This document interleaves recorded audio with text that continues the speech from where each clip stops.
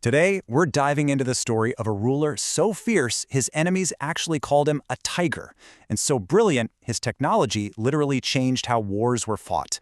This is the incredible story of Tipu Sultan. You know, if you want to get to the heart of who this man was, you have to start right here, with his own words.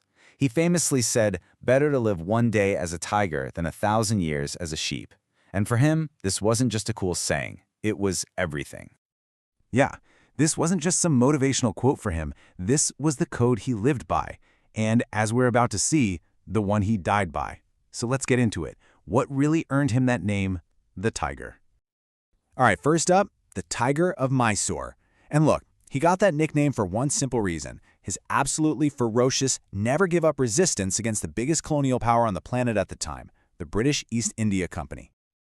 And you've got to put this into perspective, right? The British were this juggernaut rolling across the subcontinent. Most local rulers saw the writing on the wall. They looked at this massive army and, they made the logical choice. They negotiated or they just flat out surrendered. But not Tipu. He refused. He chose to fight. And this wasn't just some quiet defiance either. He made it crystal clear to everyone, his own commanders, his enemies. The message was simple and it was powerful. Mysore was not for sale. Its freedom was non-negotiable, period.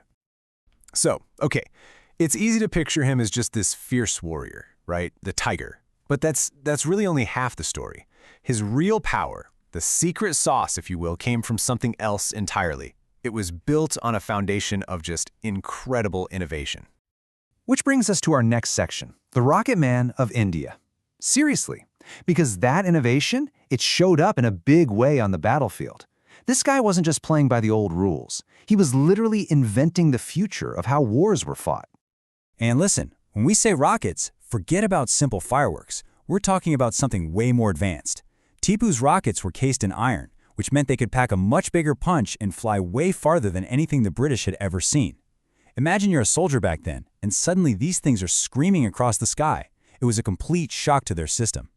In fact, these rockets were such a game changer that the British, well, they took them, studied them, and straight up copied the design to create their own rockets later on. That's how big of a deal this was. But here's the thing about Tipu. His genius wasn't just for the battlefield.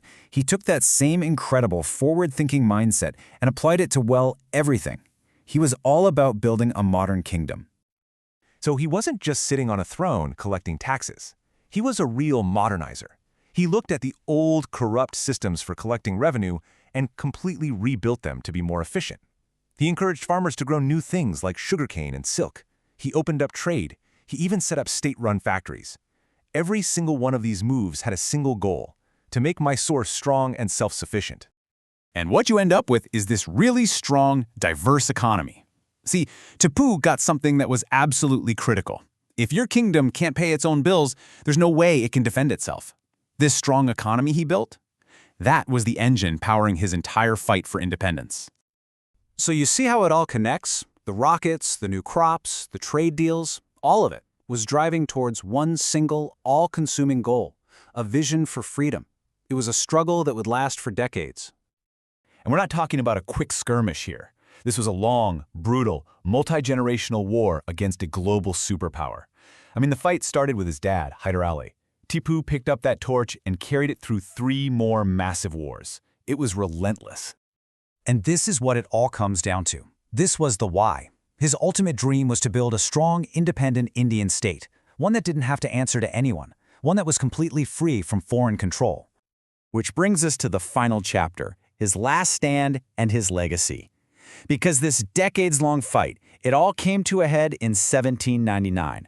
A truly legendary and tragic climax.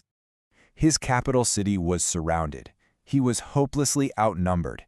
But true to form, what did Tipu do? Did he hide, surrender? No way. He was out there on the front lines, fighting side by side with his soldiers.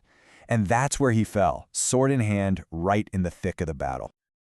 So, in the end, he was faced with that exact choice he laid out at the very beginning, wasn't he? 1,000 years as a sheep, living under someone else's rule, or one day as a tiger. He chose his one day. So what's his legacy? Well, it's huge. He's this powerful symbol of courage, for sure. But he was so much more than just a warrior. He's remembered as one of the very first great figures of anti-colonial resistance, a true visionary who modernized his state, and an innovator whose rocket technology, believe it or not, literally changed the world. His dream of a totally independent, modern Indian state was cut short. But it leaves you with this really big question to think about, doesn't it? What if he'd won? How different might history look today if the tiger's roar had never been silenced?